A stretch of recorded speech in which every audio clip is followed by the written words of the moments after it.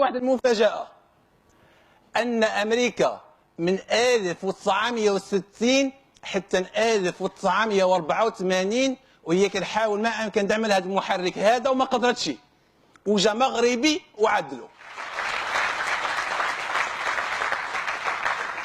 وباقي لحد الساعة راه كاين محاولات وما قدروش. ونعطيكم واحد النظرة صغيرة على المحرك هذا اللي كيتكون.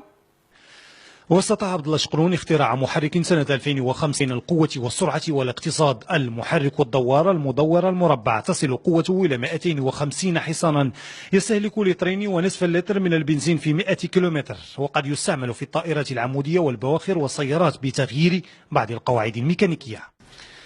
عبد الله شقرون العربي والمسلم الوحيد المصنف ضمن 30 الأوائل في قائمة المصممين والمخترعين الدوليين، في رصيده 37 اختراعا لم تغري عروض بعض الدول الأوروبية في التخلي عن الجنسية المغربية، فهو يعد من أكبر المنافسين لصناع المحركات في العالم. البرنامج ديال قصة الناس اللي صرحتي فيه أن فرنسا عطاوك الجنسية وعطاوك باسبور فرنسي وعطاوك 430 مليار سنتيم باش تمشي تختار عندهم ورفضتي.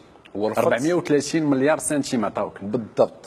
كنتمنوا هذه السنه هذه يكونوا بعض الالتفاتات البسيطه من عند المسؤولين عندنا في بلادنا ان شاء الله رب العالمين، ان شاء الله، باش ما نضطروش اننا نكملوا المسيره ديال الهجره ديال الادمغه. اذا كانت لا حياه لمن تنادي فسنذهب لمن عندهم حياه وينادون.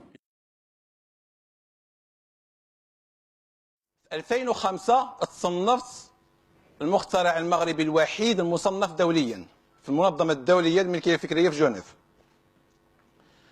من بعد 2005 2006 كانوا هناك عروض من مؤسسة الخوارزمي أو أكاديمية الخوارزمي الدولية للمهندسين في طهران. ديك الساعاتك عاود كان العرض من أوروبا، عطاوني 308 مليون الأورو باش نبيع لهم هذا المحرك هذا، وباقي لحد الساعه العرض قائم، وباقي الاسم ديالي مصنف من ضمن الطموحات المستقبليه. 308 مليون اورو يعني اكثر من 450 مليار سنتيم، بشرط انني نطلع من كازا لباري بالباسبور الفرنساوي.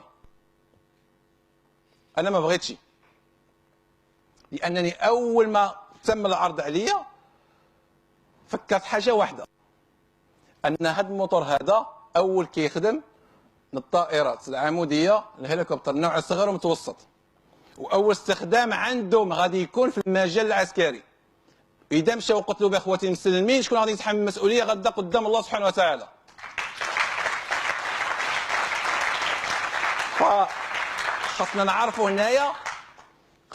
هنايا على ان الاختراع هو عباره عن استثمار من الوقت والمجهود والمال، ولكن التفكير ديالنا ما خاصوش يكون هنايا، خاصو يكون بعيد، لأن المال ملحوق وكل شيء ملحوق، ولكن كاين بعض الأشياء اللي ما كتقدرش بالمال. ولكني وجدت صعوبات كبيرة جدا على الصعيد الوطني من حيث التسويق، من حيث التمويل، لأننا كما نعرف جميعا أن الاختراع هو عبارة عن استثمار الوقت والمجهود والمال. ولكن لم أيأس في هذا فقط، بل استمرت رسالتي في الحياة، بحيث اخترعت الاختراع الثاني، ألا وهو طريقة أوتوماتيكية أو تقنية جديدة لتنظيف واجهات العمارات الزجاجية.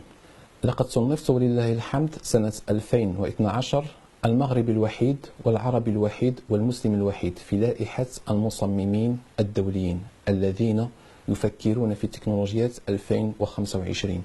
طموحي وما أريد تحقيقه داخل وطن المغرب وداخل أمة العربية جمعاء أن أكون فقط خطوة إلى الأمام لمواصلة ومواكبة ما بدأه أجدادنا من العلماء من أمثال عباس بن فرناس والفارابي والزهراوي وغيرهم. وعلى كل من أراد التقدم والارتقاء فإن عليه بالتقييم والانتقاء بعد كل تعلم وارتواء. أنا عندي التاريخ، عباس بن فرناس هو اللي جا من الأندلس، وابن الهيثم والخوارزمي ومريم الأسطلابي من سوريا، وزيد فترة امتدت تقريبا 1000 سنة أو يزيد.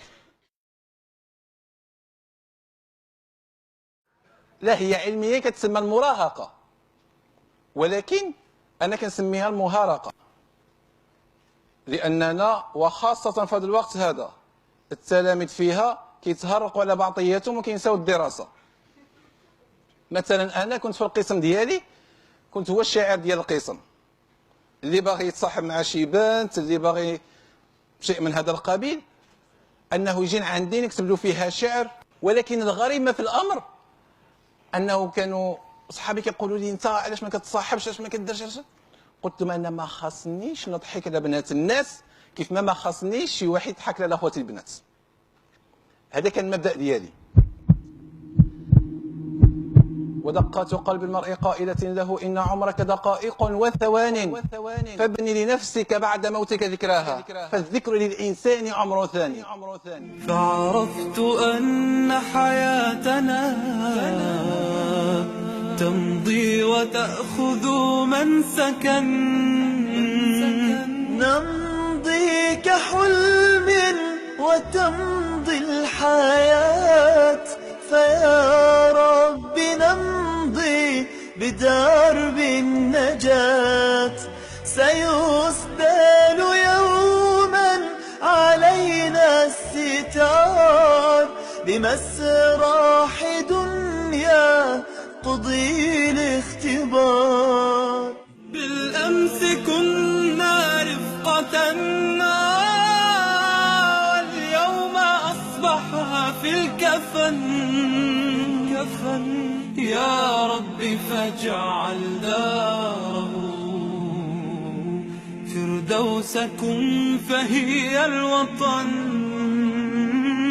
رحمك يا رب. غادي نقول لكم أنا باغيكم نتوما تكونوا أحسن مني، وغادي نذكركم وغادي نقول لكم حديث النبي صلى الله عليه وسلم اللي قال لنا فيه الخير في وفي أمتي إلى يوم الدين.